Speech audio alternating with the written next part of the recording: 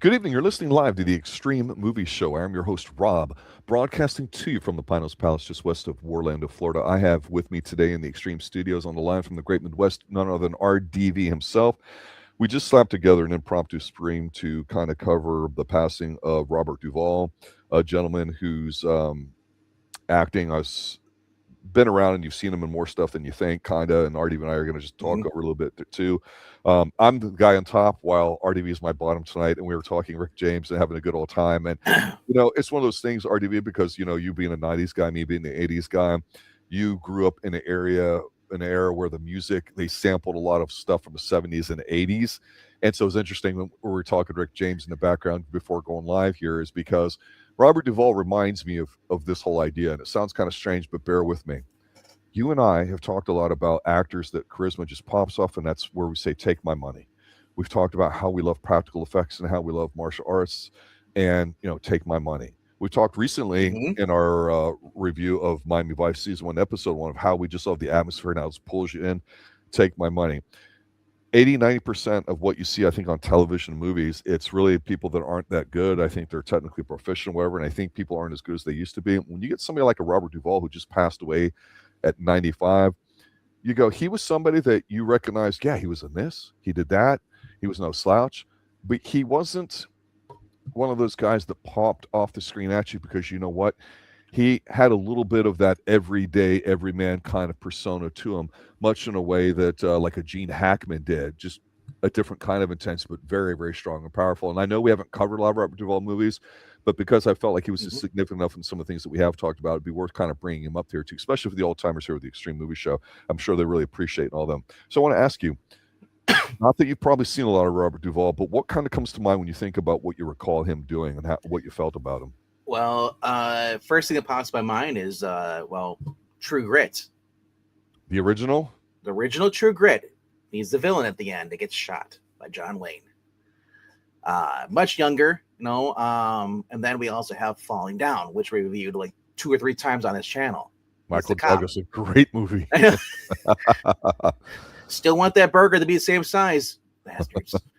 My whammy burger. But I was going through like his IMDb, I'm like thinking like I know I've seen other things. Days of Thunder, I watched it a long time ago. I can't remember if I watched it on because it was in the 90s for me, so it could be one of 2 things. Either I watched it at VHS or I watched it on Fox, with the edit, right. The bad dub over the swear words. But I know he was a big part of that, where he is basically like the former race car driver, I think it was. He's teaching the young punk Tom Cruise how to race, because he's inexperienced. And of course, the beautiful Nicole Kidman's in there too at the time. That's why they're married. But Robert Duvall, it says going through the big thing. A lot of people know him more is The Godfather, which we have not reviewed here on Extreme. I've never had a care to watch it. It's not a fan of what you want to call it, like Marlon Brando as much. Oh, you come to my daughter's wedding. I'm like, and here's the other thing about me too, and it's probably just a me thing. That probably most likely is. If people keep nagging me to watch something, I lose interest immediately. Right. It's like and after a while, I move on. I forget about things. I mean, eventually one day I'll get around to watching it. I watched the freaking Force Awakens, so I'll give The Godfather a try. I think with The Godfather, with Robert Duvall's character in it, I think some general comments about this Godfather in general is that one, every Italian I know swears by it because it's like a real early gangster film, right? And so it's like, hey, it's one of ours, right? And much in the same way, like, people love Stallone because he's Italian. It's like on the internet now, you have things on YouTube and sports that make people look better than what they really were at the time, or it's just like a different vibe and it just hits. And I think most people would say they prefer The Godfather 2 rather than The Godfather. Yeah. People argue about it as well as the third. But the fact that it was their people, their time, and it was a strong movie, people ate that shit up. So I get it. I understand it because like you, I was like, as a kid, I'm watching The Godfather. I'm going, okay, it's cool. They're gangsters. But to me, Scarface was what? Okay, that's what they mean. Because everyone would say The Godfather was Scarface before Scarface. But old school or Scarface is like new school gangster. You know what I'm saying? Yeah. but for the most part, he's also been in the movie The Natural. He's popped up in some other movies that I actually have seen. I just don't remember. Like Jack Reacher is in that. Gone in 60 Seconds. Mm-hmm. Deep Impact. I haven't watched that since 1998. It was the Bullet. Yeah, Bullets. We He was a cab. He was an uncredited cab driver. Mm-hmm. Apocalypse Now. I've heard it's really good. Never watched it. I watched the clip of him, Robert Duvall in that movie. It's all over Twitter right now, right. Stuff. And I actually might take a chance to watch that. My dad's one of his films he watched, he owns on Blu-ray. My dad did a lot of movies. The ones he did like, is they made the Blu-ray, they made in the house. My dad was more of a James Bond guy, Yes. So yeah, I might check that out. We might review that on the channel sometime. But more importantly, everybody's going to talk about his film career. I'm more interested in his whole life and and stuff before that. He so he was born to a guy who basically was he was a rear admiral, of the United States during the Second World War. Duvall is the second of three sons, So his father is actually descended from an early Maryland settler. Mm-hmm. Marion Duvall. He's also raised through Christian Science religion. Is that Scientology? I've never heard of I this. don't believe that it is. And I say that not because I'm an expert in that sort of stuff, but Scientology has a Central Florida, more West Coast or left coast, I should say, a Florida presence in Scientology, Okay. I don't think so. It might have been something that was a derivative of things at the time. Church of Christ was called, or scientists. Adherents are commonly known as Christian Scientists or students of Christian Science. Yeah, I don't know. I don't know. It's the first I've heard of it. I'm going through his Wikipedia right now, but it says his father. It's basically his father was a big military guy. Expected him to go in the naval commanding, but he said I was terrible at everything but acting. So it's like he barely get through school. So instead, he served in the United States Army after the Korean War. From 53 to 54, leading as a private first class. And he said that led to some confusion in the press. He explained in 1994 that some stories have me shooting it out with the commies in a foxhole over a frozen chili. He's like, that's not even what happened. He's all that pork chop hill stuff. He's like, I barely qualified with an M1 rifle in basic training. And then, he was in Camp Gordon in Georgia. And he said, he appeared in the early amateur production of the comedy Room Service in a nearby Augusta. But then the greatest thing about this, he was friends with Gene Hackman and Dustin Hoffman. And when they're rooming together and they're doing odd jobs, they said how they used to get in arguments with people at bars and get into bar fights all the time. Mm-hmm. They'd be because they always like to drink and fight. So they're always getting in trouble. I would have paid to be a fly on the wall watching these guys just randomly just get in the bar fights. He's like, Robert Duvall's kicking that guy's ass. Or Gene Hackman taking the tag team. And the thing is, you don't know who they are at the time. You can see it. But the current self goes, oh, if I could go back and see that or experience it, right? But here's this, though. It said, around the same time they're working. This is what they're doing at the Playhouse back in the 1950s. They also shared a combination with Hackman while he was working odd jobs and working as a clerk at Macy's and sorting mail and driving a truck. You don't really hear about a lot of actors and what they did beforehand. These new actors seem like, oh, I was a YouTuber, I was an Instagram model. It's like the original actor who grew up. It's like worked on a farm and was discovered naturally, whatever. Or working as a busboy, working his way, trying to get into Hollywood. I love that kind of story side stuff. But like I said, overall, Robert Duvall was one of the last great actors who really did not, for my part, I did not see him getting involved with politics, not going out there telling you who to vote for. He was the descendant of Robert E. Lee. Oh, interesting, Southern boy. So and then he did that movie Gods in General, which he played Robert E. Lee, was filmed on his land that he has down there. Huh. And I did not know that, sir. Yeah, he talked about how he would come across artifacts shells from the Civil War and stuff. So he said he said that's how much he kind of like really cherished American history. That's why he allowed it on his property and all that stuff. He thought it was so cool. And that's the thing I miss about people, like, people appreciation for where a country came from, the patriotism, like, Yeah, and with America being so young relative to other countries, it's interesting because politics aside here, obviously, we had a big dispute about certain things, and I'm not saying one thing here because there's actually several between the North and the South. And some people think that the late 1800s, after all that, that's when the USA became a corporation, and then you got the Rockefellers and the Rothschilds and all that, and that's why we got the Federal Reserve Act and all the other kind of stuff in DC being created. And there's an argument for here in the South, again, in the 70s and 80s, you had plenty of people that were proud of being Southern. And we're not talking hick schools. We're talking, or Central Florida, Orlando was not small or whatever. I mean, it's grown a lot, but it wasn't the sticks, right? But the sticks weren't too far away. And it's just interesting because I still remember stuff about Robert E. Lee and other things that happened in some of the older towns here in Central Florida that I'm not going to bring up, that I just go, wow, here we are in, 2026. And it's like, a guy that's 90, 95 has seen all this, and he's seen World War II or just lived through it or as a kid and all that, and has seen all these kinds of things. Wow, this guy's experience that like you said, the average person today is like, oh, I have a high Q rating because I'm an Instagram influencer, so I just want to help people, and now, pay me $1 million to post this. It's like we've come to this from somebody that's been in wars and did a 50 million odd jobs until they got lucky by working hard. We talk about how every generation is like experiences, the new generation will experience a new technological advancement, in there. But it's also easier. The millennials, I think, is I'm a part of, is the last one where we were like, before internet, and then by our 20s, we're working with the computers. Yep. It's like we're in between. Think about it.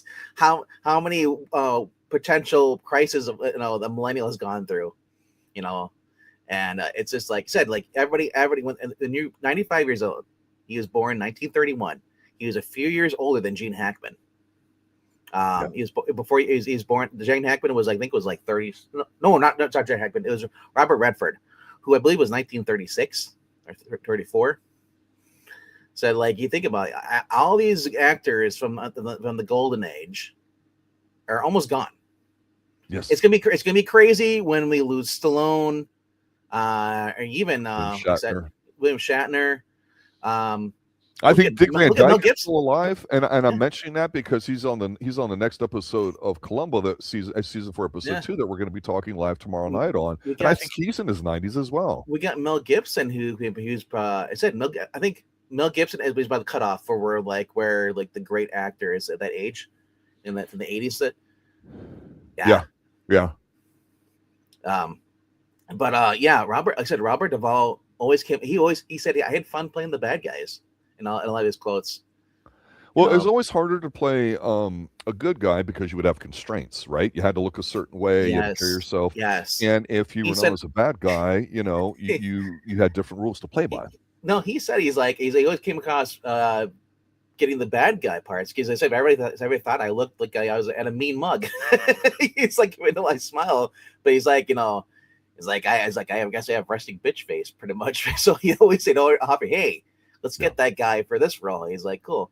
And he's I think he was like the first actor or one of the last actors to get shot by John Wayne in a movie. Let me talk about that a little bit, because I know you mentioned that he was the baddie there in the original True Grit, which is the 60s with John Wayne. But at the time, John Wayne, regardless of, again, your stance on politics, when Westerns were so huge and big for so long, they started to die off really in the 70s, and we started having more like cop procedurals and stuff. And you did start having in the 60s a lot of progressive elements and viewpoints and concepts being put into film and television. And I don't think that's really an opinion so much as it's a fact. And we've talked about that with some of the stuff we've covered. And I think that the idea of Westerns falling out of favor for other stuff and being replaced is interesting, because in the 80s, I mentioned before, a lot of older people were starting to have like a second career because of daytime TV. And yeah, it was older people could show up on shows like The Love Boat or Fantasy Island, be a guest star of the week, and get a little extra money, a little extra career, and all that. And that was cool, but that was also relatively fresh at the time. Now you throw in the occasional movie on television or an event, and people could do it. And in the '80s, Leave It to Beaver got remade. A bunch of things started to get remade. I think Twilight Zone as well. But there was something that was really popular that actually kind of, I even remember, even I didn't really watch it, but I remember like my parents watching, that was something called Lonesome Dove as a TV miniseries. He was in it along with Tommy Lee Jones, Diane Lane, Danny Glover's in it. Yeah. It's like a 3 or 4 episode thing or something. The composer for it is Basil Polidouris. The only reason why I bring him up is because I think Conan the Barbarian is one of the top tier soundtracks of all time in any film, and I'm serious. And he was the composer of it. But in the '80s, Westerns weren't cool anymore. They were, hey, once in a while, there might have been a Western movie like a Silverado or something. And you and I have talked about this, even Tombstone or something like that, or more recently Bone Tomahawk, which has got a little bit of a horror element to it. When a Western's done well and Western's done right, they're awesome. So it's kind of interesting to me as a kid getting involved in all these technological things that the '80s was like starting to dive into and everything, right?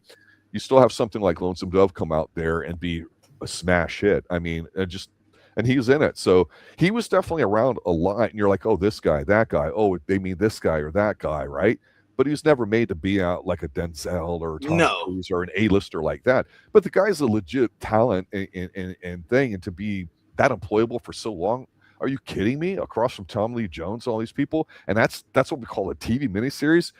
Think of the tens of millions Amazon would pay to get something like this and screw it up with really piss poor writing and CGI. I mean, that's why we experiment with some of these older things when these come up here on the Extreme Movie Show, because there's still a lot of good older stuff on there. Just because it's old doesn't mean it's bad. Yeah, and I was going through. I was like, he's talking about his how he's been married 4 times. He says like, no kids, they must be shooting blanks. He said back in 2007. He said like, I've been married at least 4 times, He said in our marriage, met his first wife, Barbara Benjamin, back on the Jackie Gleason show. And then while he was filming To Kill a Mockingbird, which was 1962. And then his wife had also appeared in Guys and Dolls and The Courtship of Betty's Father, and then under the name Barbara Brent. She had 2 daughters from a previous marriage, and they were married from 1964 to 1975.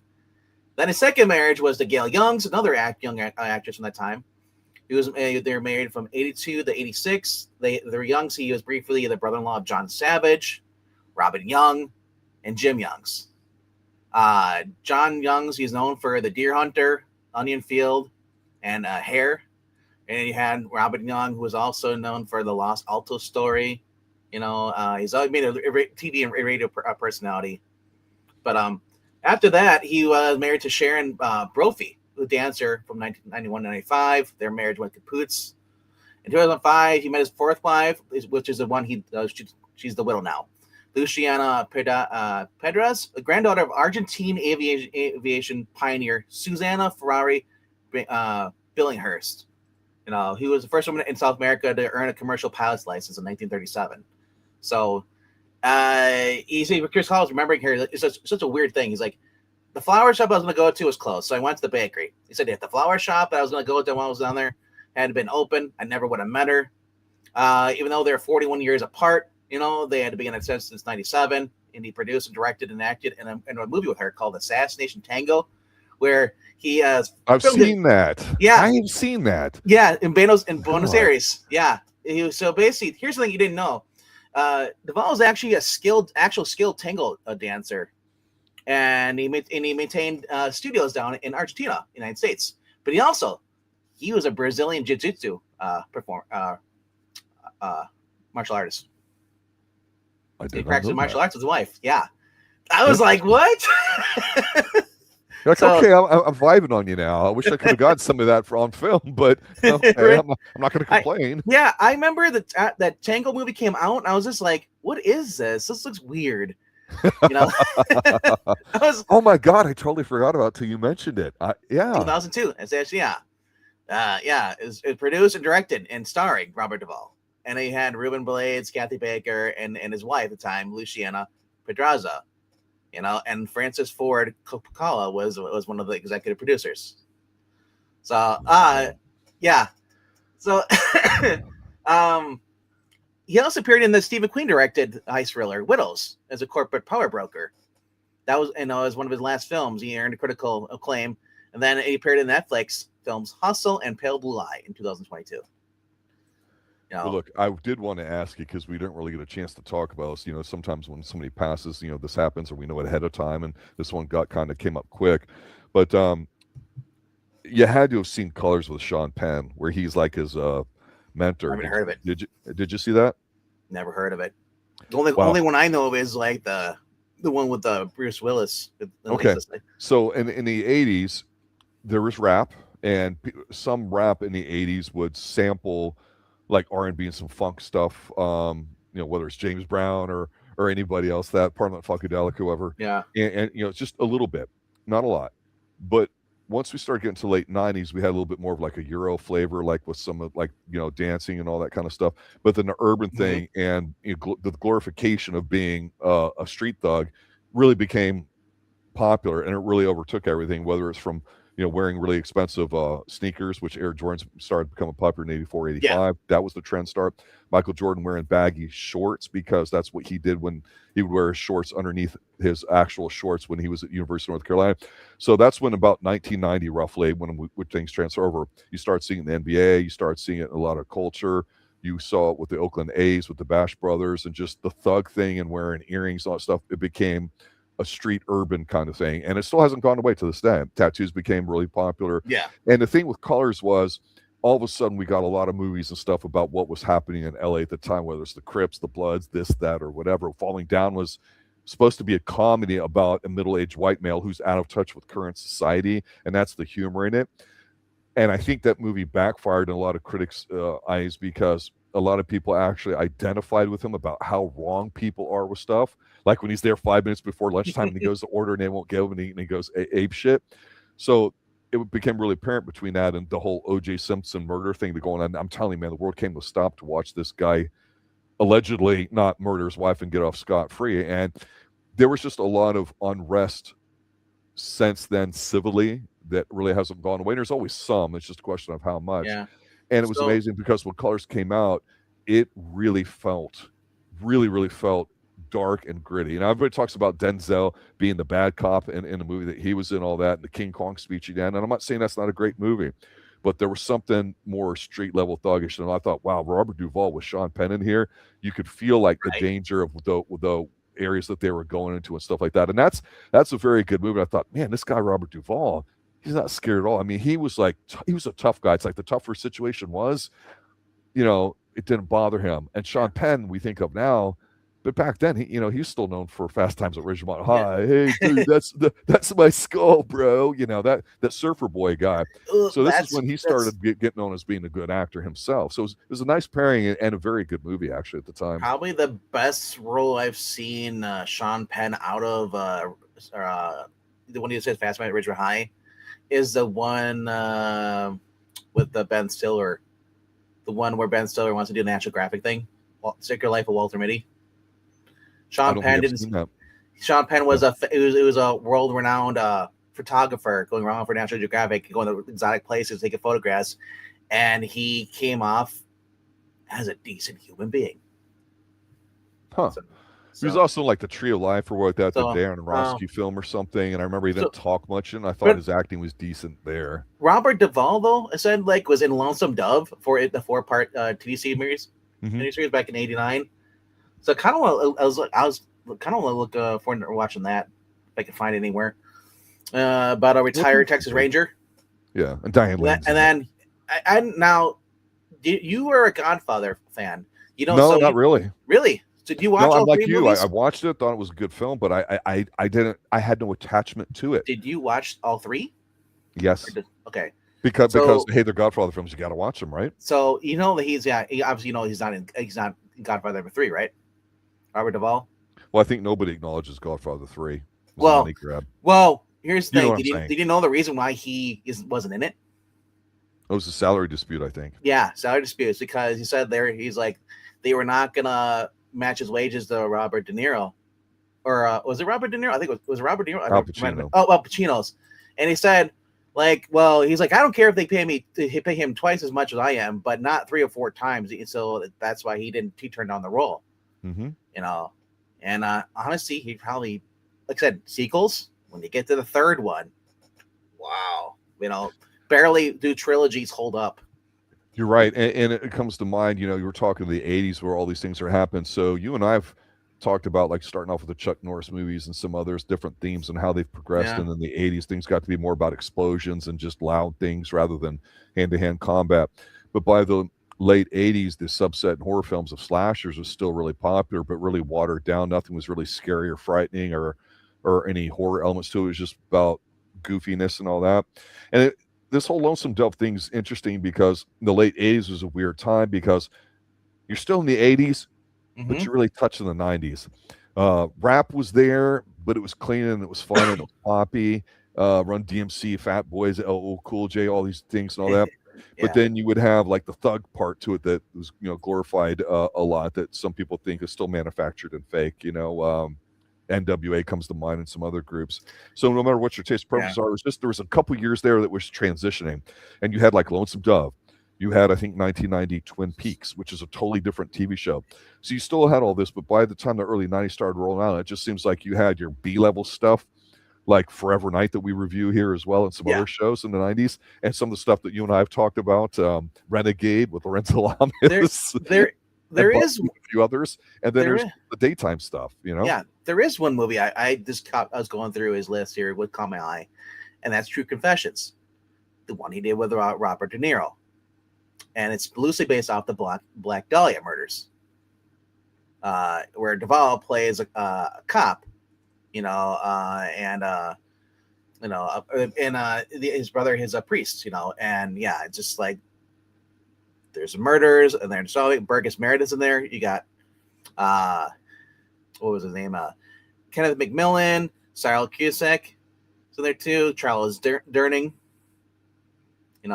So it might be interesting. It's 1981. I can't recall if I've seen that or not. It's produced by, I think, the same people that did Rocky, Chardoff and Winkler. Yeah. Yep. Huh. Directed by Ulu Grossbard. And written by Joan Didion. I'm not sure what else she's done. I guess she was an American journalist at the time. Whatever. Yeah, I don't know. It looks pretty good. I mean, it looks very gritty and it's up. It says it's pretty much like a American neo-noir crime drama film. Yeah, you had some of these because in the 70s we really got like police procedurals written down. You get stuff like Hill Street Blues. You got even the stuff like Cannon and a lot of it came off of that episodic television of the week sort of thing. And I don't even mean the Westerns, which were the real beginning of television because it was that popular, but stuff like The Fugitive and The Incredible Hulk and all that. A Quinn Martin production. The Invaders comes to mind too. That's an old gem I liked. Yeah. But for me, when I think of Robert Duvall, he reminds me of how when we've talked about some older movies, where you're like, oh, I didn't realize this person was in it, and this person, and this person. Yeah. And it's funny you said that earlier because we just reviewed last week, starting off with Columbo season 4, episode 1, because we do that maybe once a year, a new season. Pixel, who's in his 20s, he goes, Rob, Dick Van Dyke's still alive. He's got to be 100 years old. I'm like, yeah, he is. And I said, we'll talk about that episode tomorrow. But he goes, but then I recognize this person's in it too. And I'm like, well, what do you know that person from? I'm like, yeah. A lot of people got their start just like as a side character in a background, this, that, or whatever. And it took them years before they might hit it big. Harrison Ford comes to mind, right? So he was 41 in 89. I'm turning 41 this year. Dang. And I'm looking at him. You look like a man. Wait, my bad. That's 41st Enemy Awards. Well, you never know. I was like, we never say how everybody looks older back then. No, but no, I really kind of want to go and watch Apocalypse Now. I'm going through like some of the quotes he has in there. He's like, you smell that? You smell that? Napalm, son. Nothing else in the world smells like that. I love the smell of napalm in the morning. One time we had a hill bomb for 12 hours. When it was all over, I walked up. We didn't find one of them, not one stinking dink body, but the smell, the gasoline smell, the whole smell smelled like victory. And that's the famous quote. Yeah. someday this war is going to end. So who's the writer of that movie? Do you have that pulled up? I do not have the writer pulled up, but I can pull it up though. Francis Ford Coppola. Writer, the writer it was written by him and John Milius. John Milius, who wrote Conan and was really an intense guy that would write stuff like that. I believe, I may be wrong. I think John Milius was the one that came up with that. Milius was a very hardcore, what we would call libertarian, which is neither Republican nor Democrat.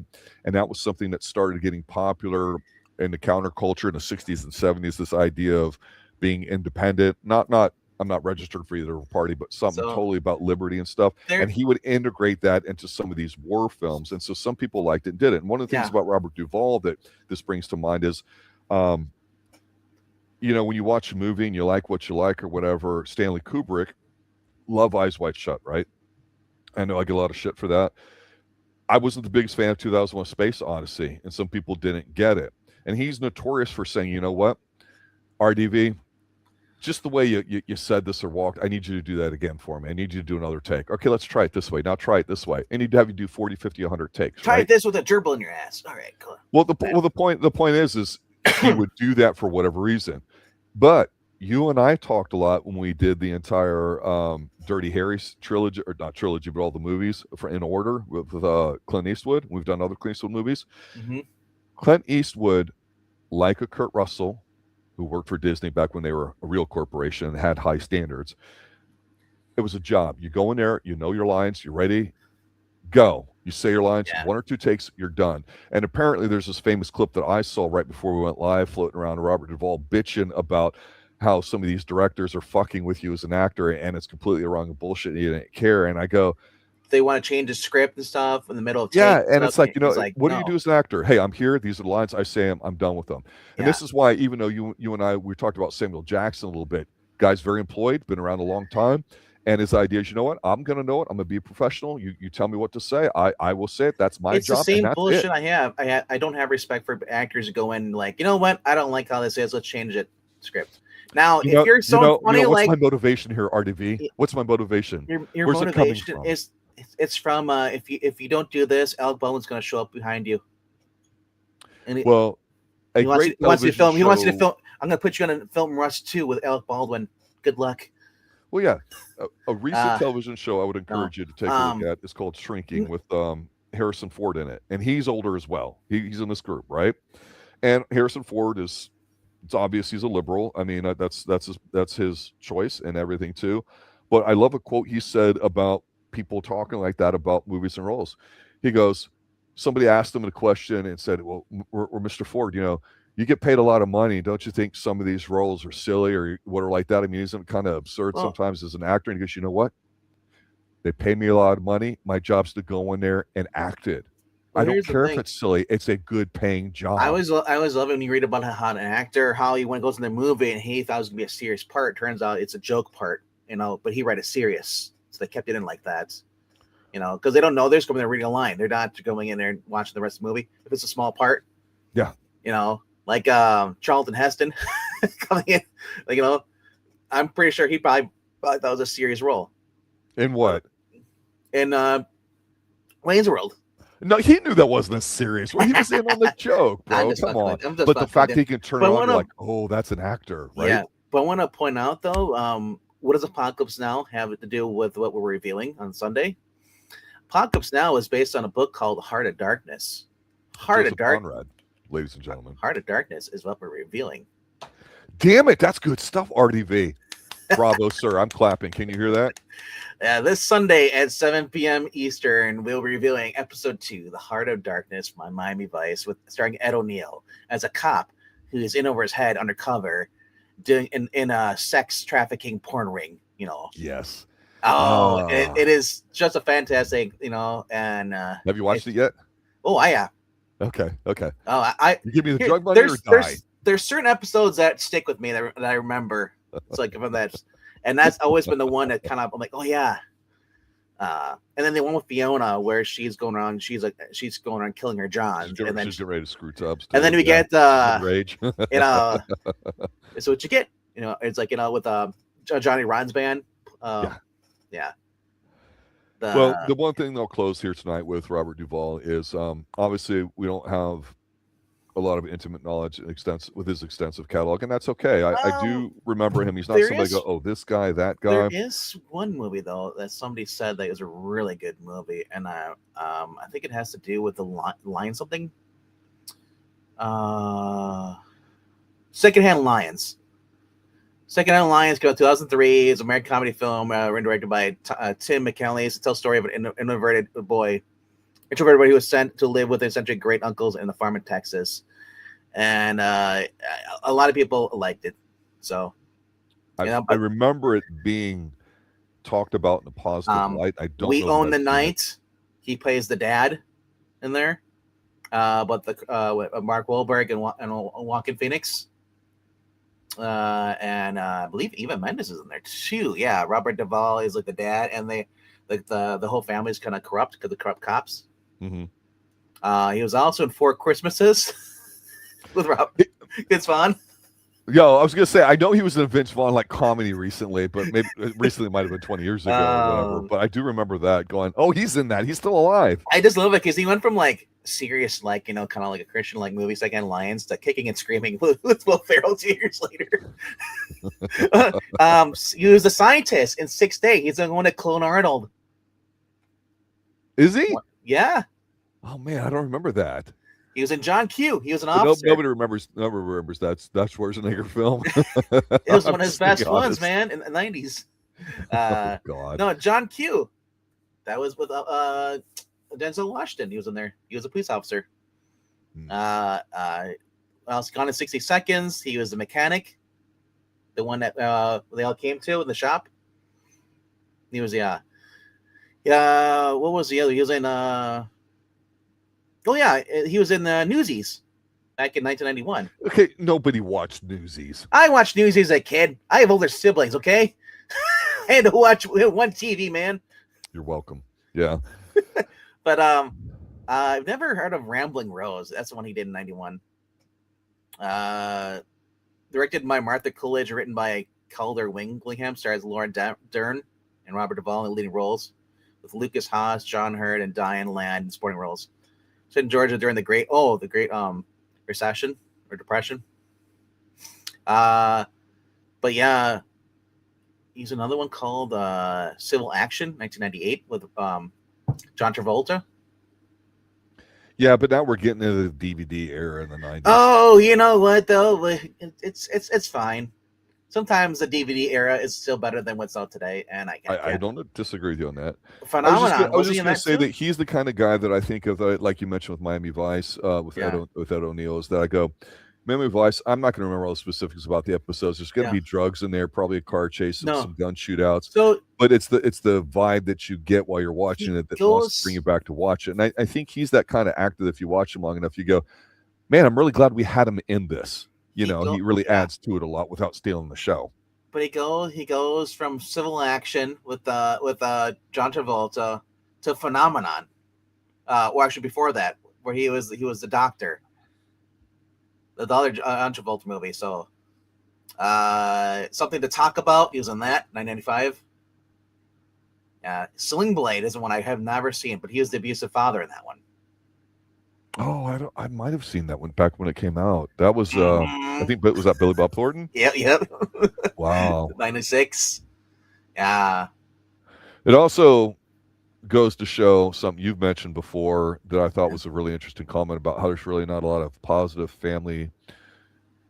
not family-friendly films, because that could be defined a lot of ways, but roles that are positive in the family sense. And also we know that husbands and males are kind of shit on and everything in today's world, generally speaking, for whatever reasons. I think it's apparent in pop culture. But the idea of a strong male running something, I mean, there's not that many roles for it anymore, so you don't have to have that many actors. And he's the kind of guy that thrived as being an authority type figure. And I don't mean a dickhead or whatever, an assassin, even, whatever, but he was a very strong individual, came across that way. He's very competent, somebody that just, like if you saw him in the grocery store or whatever like that, just, respectful middle-aged person that you won't want to fuck with. Not that he'd beat your ass, but he carried himself with that demeanor, and that was something he was able to tap into in his film roles. He was a really good actor. I mean, he really was. Really was. I enjoyed it. The last two things I'll mention, he was in Get Low, which is on Sen, where he was starring. He also has a Tennessee hermit, lived in the 1930s. He throws his own funeral while still alive. Has Bill Murray and Sissy Spacek and Lucas Black in there. And then you go on, and then a year later, doing 7 Days in Utopia, where he's an eccentric golf champion mentoring a troubled young pro. The young pro is played by Lucas Black again. I have to look up Lucas Black because I'm sort of like, I know I've heard that name before, but yeah, like I said, the man who captured Eichmann, and he did this, which was in 1997. He's Adolf Eichmann. The man basically was based on the 1990 book Eichmann in My Hands by Peter Malkin and Harry Stein. Stars Robert Duvall as a Nazi war criminal Adolf Hitler. There you go. Wow. I'm looking at Lucas Black and I go, this must be what happens when you put in a bunch of AI stuff. He's got a little Down syndrome face going on. Yeah. He's like the male equivalent of what's her face, Sydney Sweeney. So here. The story is almost the wildest story I got seeing he's in this. Because you also have Arliss Howard in here. I think he's known from other show series, but he plays in 1960, the story follows efforts of the Mossad and Israel Secret Service to find SS Colonel Adolf Eichmann. They don't really say he's Hitler, but it says he fled Germany for Argentina, and took the name Ricardo Clement. He's wanted for the mass murder of both, the Jews and like non-Jews. Mm-hmm. So it's basically we've always been fascinated with the story. It's like, was Hitler really killed? In Hitler, they found the skull? Was that really him? Or did he flee Argentina? Because there's so many sightings of him in Argentina around that time. He's in South America. Yeah. And the Mossad sends a team to capture him, led by Agent Peter Malkin, who's played, by then basically the standing order is to bring Eichmann back alive into Israel for trial, but it ends, with the I don't know what's how it ends, but it's just a really weird kind of like movie. This kind of flies under the radar. The director was William A. Graham. He died in California, 1987, in pneumonia in mid 2013. But it was written by Lionel Chetwood, who's let me look this guy's up. Yeah. It doesn't list any other movies. But cool, yeah. Okay.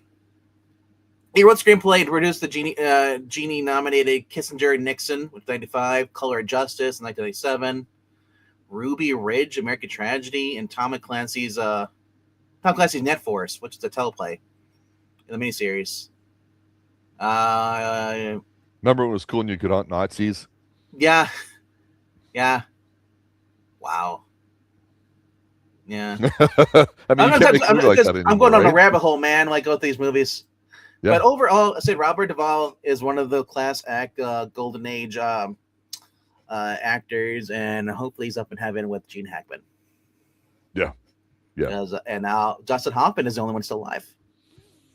He's probably been to now. That's the one thing, you've been to two of your friends' funeral. So yeah, I mean this is going to happen. So lived a long life, so hopefully he got the most out of it that he could and all that too. You never know when your time's being called and all that too. So yes, we just want to say thank you. And we always kind of talk off the cuff anyway out here and all that, but he was somebody I thought significant enough, even though we haven't covered him RDV, that I thought it was worth mentioning there too, because he is one of the last of dying breeds, like you said, but he is somebody that's been in some stuff, and he's somebody that when you start reducing things down, you go, yeah, I still want to draft that guy. I still want him on my team. I mean, because he's got that something to him or whatever like that that's very valuable and very good. And it was always fun watching him too, and the roles he has. You have to have somebody that can do that, and he did it very well. So what kills me is the fact that we know those three were living together and stuff. I would love to have them all in the same room in the actor's studio and them talking about bar fights.